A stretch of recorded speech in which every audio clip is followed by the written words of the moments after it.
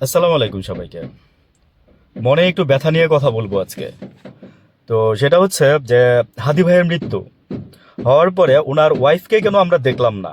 মানে খুব এসেনশিয়াল একটা জিনিস। কারা? সংবাদপত্র, মিডিয়া, মানে মানে সংবাদপত্র আলাদা বলে লাভ নেই, মিডিয়ার কথাই বলি, টোটাল জগৎটাকে বোঝায় মিডিয়া। তো মিডিয়ার কাজ কি হচ্ছে যে সত্যটা তুলে আনবে, তা এজন্য তারা হয়তো এরকম করে, বা তারা নিউজ কালেকশন করবে, বেশি নিউজ হবে। ভাই, সবকিছু নিয়ে নিউজ চলে না। একটা কথা বলি আপনাদেরকে, যারা এই মিডিয়াতে কাজ করেন, সবকিছু নিয়ে মানে নিউজ চলে না। হাদি ভাইয়ের ওয়াইফ, উনি একজন ফরেজগার মহিলা, উনি একজন, ওনার বাবা একজন আলেম। মানে জানেন কিছু, না জেনে কথা বলেন কিনা আমি জানি না। আপনারা বলতেছেন, মিডিয়া যেটা বলতেছে যে ওনার ওয়াইফকে দেখলাম না। হ্যাঁ, মিডিয়ার একটাই কথা, ওনার ওয়াইফকে দেখলাম না, ওনার ওয়াইফকে দেখলাম না, সারা বাংলাদেশে ওনার ওয়াইফকে দেখলাম না। ভাই, ওনার ওয়াইফকে দেখতে হবে কেন? হাদি ভাই কি মারা গেছে কি মিথ্যা? হাদি ভাইয়ের ওয়াইফ প্রতিবাদ জানাইলো না কেন?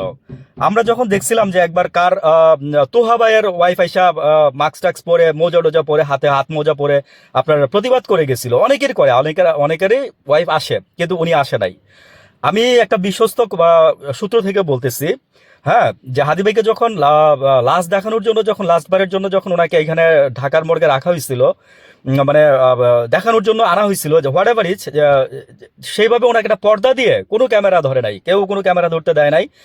উনি জাস্ট নাকি বলছে যে আল্লাহ মাফ করুক আমার যদি ভুল না হয়ে থাকে, আমি বিশ্বস্ত সূত্রেই বলতেছি, উনি নাকি বলছে যে আম, আপনাকে আল্লাহর জিম্মাই দিলাম, আপনাকে আল্লাহর জিম্মাই দিলাম, আপনি ভালো থাকেন, আপনার সাথে আমার কেয়ামতের পরে দেখা হবে হাসরের ময়দানে, না এরকমই আর কি, যে এরকম কিছু, কেয়ামতের দিন পরে দেখা হবে আপনার সাথে, আমার মৃত্যুর পরে দেখা হবে, এই ধরনের কথা আর কি।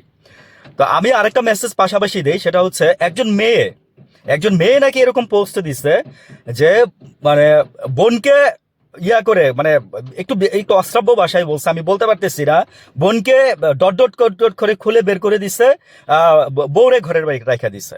ছি, বোন, যে তুমি বলছো বোন, তোমার কথা আমি বলি, আল্লাহ তোমার কোন জায়গায় জায়গা দিবে আমি জানি না। মনে রাখো, যদি মুসলিম হয়ে থাকো একদিন মরে যাবা, আর মরে গেলে তোমার হিসাব দিতে হবে, জবাব দিতে হবে সবকিছুর জন্য, মাইন্ড ইট। আমি শুধু এইটুকু বললাম।